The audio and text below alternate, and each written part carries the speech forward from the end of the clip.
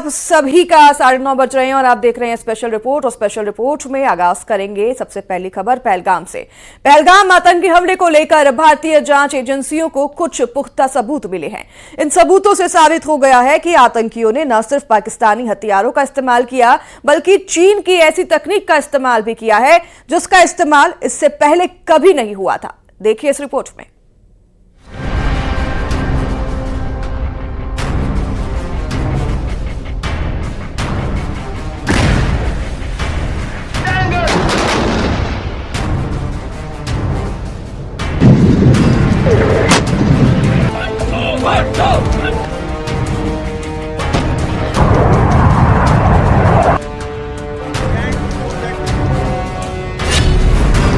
पहलगाम हमले की ड्रोन साजिश, सैटेलाइट फोन से लाइव नरसंहार।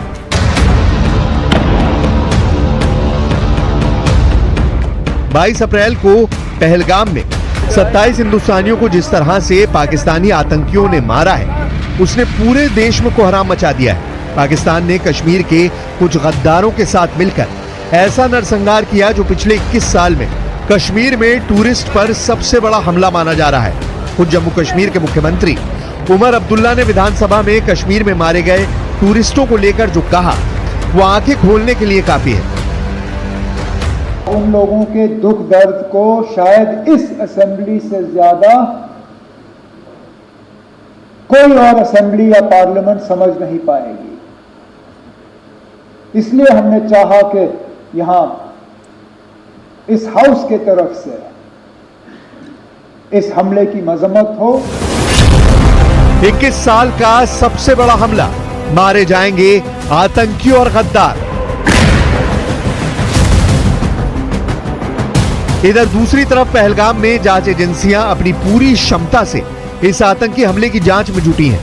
इस जांच से बहुत बड़े खुलासे होने लगे हैं। दावा तो यहां तक किया जा रहा है कि टीआरएफ के इन आतंकियों के पास चीन में बने सैटेलाइट फोन थे, जिसकी मदद से न सिर्फ आतंकियों ने टूरिस्ट को मारा बल्कि नरसंहार करने के बाद इसी सैटेलाइट फोन की मदद से घाटियों में गुम हो गए।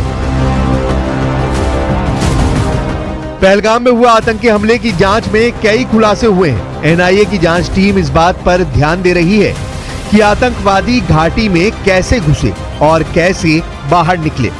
वो ये भी पता लगाने की कोशिश कर रहे हैं कि आतंकियों की मदद किसने की।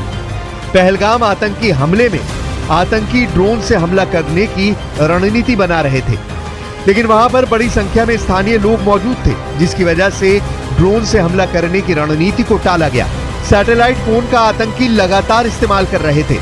इसके अलावा सुरक्षित बचे लोगों और चश्मदीद गवाहों की गवाही दर्ज की जा रही है। सूत्रों के मुताबिक एनआईए की टीम कुछ स्थानीय फोटोग्राफरों से भी पूछताछ कर रही है।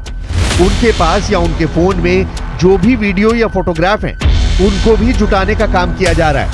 पहलगाम आतंकी हमले की प्लानिंग पाकिस्तान में बैठे आतंकी संगठन लश्कर-ए-तैयबा के आकाओं ने की थी।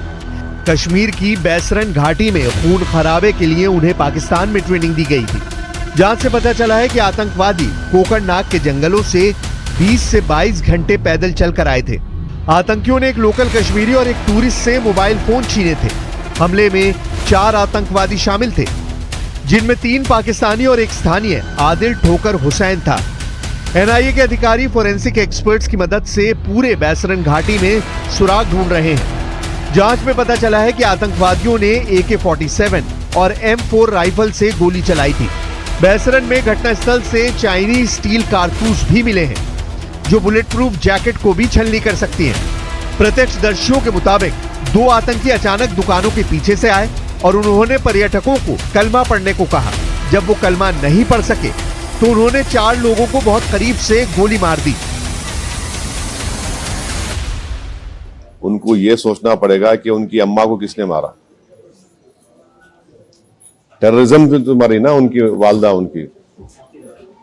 उनको अगर वो समझ में नहीं आ रहा तो क्या समझाएंगे उनको भी। भाई जिसकी मां को उसी के होम ग्रोन टेररिस्ट ने मार दिया तो वो बात समझो ना तुम। आपकी मां को जब गोली मारा तो टेररिज्म है, और हमारे बेटियों को माओं को जो मारे टेररिज्म नहीं है क्या वो? जांच में पता चला है कि पहलगाम हमला करने वाले आतंकवादियों ने AK-47 और M4 राइफल से गोली चलाई थी। बैसरन में घटनास्थल से चाइनीज स्टील कारतूस भी मिले हैं जो बुलेट प्रूफ जैकेट को भी छलनी कर सकती है। गोली चलने के बाद घाटी में एक भगदड़ मच गई और पर्यटक इधर उधर भागने लगे। 2 अन्य आतंकवादियों ने जिपलाइन एरिया के पास से गोलीबारी शुरू कर दी जिसमें और भी लोग मारे गए। इसके बाद चारों आतंकियों ने पैंट उतरवाकर कई टूरिस्टों के धर्म की तहकीकात की, फिर गोली मारी। इस हमले में एक नेपाली नागरिक समेत 27 लोग मारे गए थे और माफी मांगने के अल्फाज नहीं थे।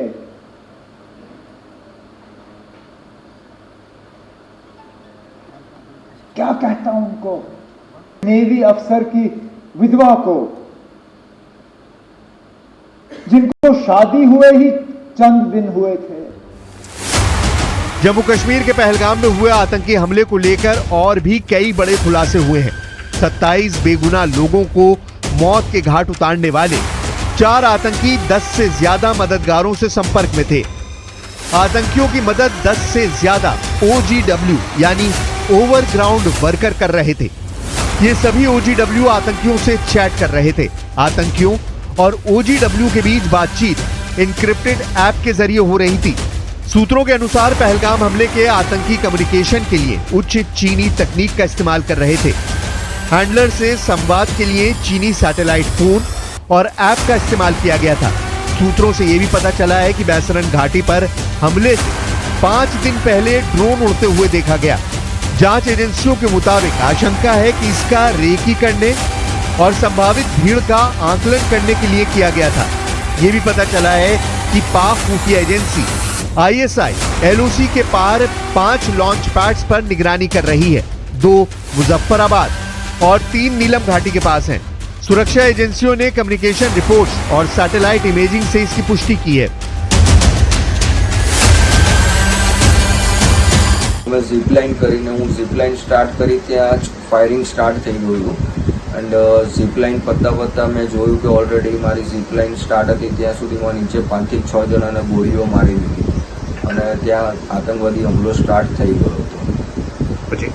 પછી ત્યાંથી અમે ઝીપલાઇન જેવી પૂરી થવાની હતી એની 10 ફૂટ પહેલાં હું ત્યાંથી કૂદી ગયો અને મારા વાઈફ અને મારા છોકરાને લઈને ભાગી ગયો કારણ કે ઓલરેડી મારા વાઈફ ને મારા છોકરાની સામે 2 જણાને રિલિજિયન પૂછીને જે કપલમાં હતા એ લોકોને ગોળી મારી દીધી थी। इधर दूसरी तरफ भारत की सुरक्षा एजेंसियां पहलगाम नरसंहार की एक-एक कड़ी को जोड़ने में जुटी हैं, तो वहीं दूसरी तरफ कश्मीर में आतंकियों के अड्डों और उनके घरों को ध्वस्त किया जा रहा है। इस बीच जम्मू कश्मीर पुलिस ने 15 ठिकानों पर रेड की है। सूत्रों ने बताया है कि रेड उन आतंकवादियों के ठिकानों पर की गई है जो पाकिस्तान कब्जे वाले यानी POK से ऑपरेट कर रहे हैं और इसके लिंक पहलगाम अटैक से जुड़े हैं। इधर 48 घंटे में कश्मीर में 11 आतंकियों के घरों को उड़ा दिया गया है। पूरे कश्मीर में अलग अलग इलाकों में आतंकियों के घरों को उड़ाया गया है। अब ऐसे हालात में देखना होगा कि पहलगाम हमले के असली गुनाहगारों से